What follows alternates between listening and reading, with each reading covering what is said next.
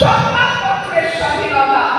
আওয়ামী লীগ যখন ভারতের সঙ্গে আঘাত করে 14-18-24 ক্ষমতা দখল করল, বিএনপি তখন আকস্মিকভাবে জনগণের পাশে থেকে নির্বাচন প্রত্যাখ্যান করেছে।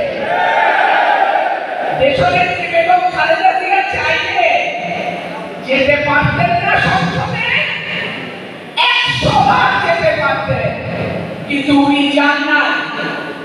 মানুষ যেদিকে থাকে বিএনপিও সেদিকে থাকে।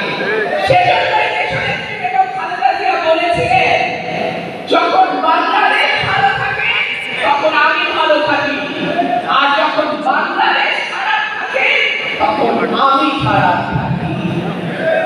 বিএনপি এই দেশের মাটি ও মানুষের দল। এত নির্যাতন, এত অত্যাচার, দেশনেত্রী বেগম খালেদা জিয়া আপনাদেরকে ছেড়ে এক মুহূর্তের জন্য কোথাও যান নাই।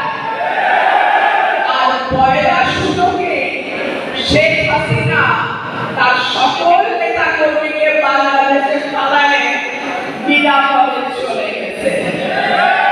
এইখানেই বিএনপির সঙ্গে আওয়ামী লীগের পার্থক্য। সংস্কারটাকে বিএনপি চায় না। 2016 সালে দেশনেত্রী বেগম খালেদা জিয়া বাংলাদেশের প্রথম সংস্কারের কথা বলেন ভিশন 2030 দিয়ে। তারপরে বিএনপি অ্যাক্টিং চেয়ারম্যান জনাব তারেক রহমান 27 দফা, 31 দফা, এই সব কিছু বিএনপি দিয়েছে। আজকে এনসিপি সহ অন্যান্য যারা সংস্কারের কথা বলে, তারা যে সংস্কারগুলোর কথা বলছে, সেই সংস্কারগুলো সেই 2016 সালে দেশনেত্রী বেগম খালেদা জিয়ার নেতৃত্বে বিএনপি দিয়ে দিয়েছিল। সুতরাং সংস্কারের কথা নতুন কিছু নয়। সংস্কারের বিচারের আগে নাকি কোনো নির্বাচন হবে না, তো তাইলে তো বাংলাদেশে আগামী 100 বছরেও কোনো নির্বাচন হবে না। কারণ সংস্কার একটা চলমান প্রক্রিয়া। সময়ের সাথে সাথে নতুন নতুন পরিবর্তন আসে, নতুনভাবে আবার সবকিছুকে মেরামত করতে হয়, নতুনভাবে আবার সবকিছুকে সংস্কার করতে হয়। আর বিচার, আওয়ামী লীগ গত 15 বছরে যত পাপ করেছে, শেখ হাসিনা থেকে শুরু করে ওয়ার্ড লেভেলের কর্মী পর্যন্ত, আগামী 100 বছরেও তাদের বিচার চলতেই থাকবে, চলতেই থাকবে, চলতেই থাকবে। সুতরাং সংস্কার আর বিচার শেষ না করে আপনি নির্বাচন দিবেন না, তাহলে আগামী 100 বছরও আপনার নিয়ম নাই বাংলাদেশে কোনো নির্বাচন হবে। আওয়ামী লীগ নাই, তাই বলে কি আমরা মনে করছি নির্বাচন সহজ হবে? না, নির্বাচন সহজ হবে না ভাইরা। কেন হবে না? হবে না তার কারণ আমাদের অ্যাক্টিং চেয়ারম্যান তারেক রহমান সাহেব বলেছেন, আগে ছিল দৃশ্যমান প্রতিপক্ষ, এখন প্রতিপক্ষ অদৃশ্য। ভোট হলে 2টা ভোট হয়তো পাবে না, কিন্তু বড় বড় কথা আর বড় বড় খেলা অনেকেরই তো আমরা দেখি, তাই না? আমরা আরো দেখি নির্বাচন পেছানোর ষড়যন্ত্র, আমরা আরো দেখি মানুষকে তার ভোটের অধিকার থেকে বঞ্চিত করার ষড়যন্ত্র। এই ষড়যন্ত্র যারা করে তারাই কিন্তু বিএনপি প্রতিপক্ষ। সুতরাং এইবারের প্রতিপক্ষ ষড়যন্ত্রের প্রতিপক্ষ, এইবারের প্রতিপক্ষ বাংলাদেশ বিরোধী প্রতিপক্ষ। খুব সাবধান আমার ভাইরা, নির্বাচন সহজ হবে না।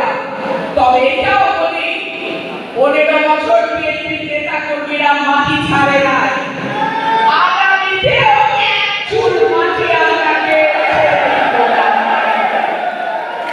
বাংলাদেশের যে কটা ভালো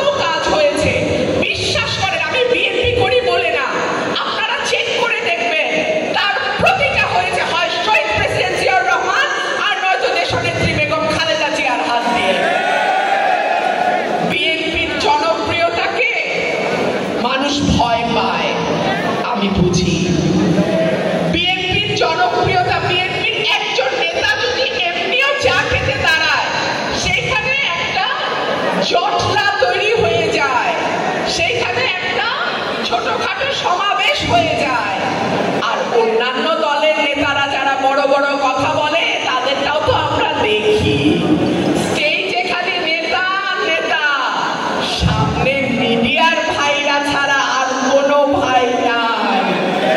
সেগুলাও তো আমরা দেখি, তাই না? আমি তাদেরকে বলবো, আপনারাও আমাদের রাজনৈতিক প্রতিদ্বন্দ্বী, ঠিক আছে, আপনারা আপনাদের রাজনীতি করেন, আমরাও আমাদের রাজনীতি করি, কিন্তু ষড়যন্ত্র কেউ করবেন না। ষড়যন্ত্রের ফল ভালো হয় না। শেখ হাসিনা করছিল ষড়যন্ত্র, নিজে তো পালাইছেই, এখন বোনের মেয়েরও আর এমপিত্ব থাকবে কিনা সেটা নিয়েও সমস্যা দেখা দিয়েছে। সুতরাং ষড়যন্ত্র করবেন না। আর একটা কথা দিয়ে শেষ করছি, আমরা আশা করব সরকারের শুভ বুদ্ধির উদয় হবে। আমরা আশা করব এই সরকারটি এমন একজন ব্যক্তির নেতৃত্বে পরিচালিত হচ্ছে যিনি সারা বিশ্বে এক নামে পরিচিত। তিনি তার ব্যক্তিগত ইমেজ, সম্মান সবকিছুর দিকে লক্ষ্য রেখে বাংলাদেশকে, আগামীর বাংলাদেশকে গণতান্ত্রিক পথে তুলে দিয়ে তিনি সসম্মানে ডিসেম্বরের মধ্যেই নির্বাচন ঘোষণা করবেন এবং একটি অবাধ, সুষ্ঠু, নিরপেক্ষ, অংশগ্রহণমূলক নির্বাচন বাংলাদেশের মানুষ ডিসেম্বরের মধ্যেই পাবে ইনশাআল্লাহ। ওয়ালটন মাইক্রোওয়েভ ওভেনের খাবার গরম রাখে দীর্ঘ সময় ধরে। Walton microwave oven.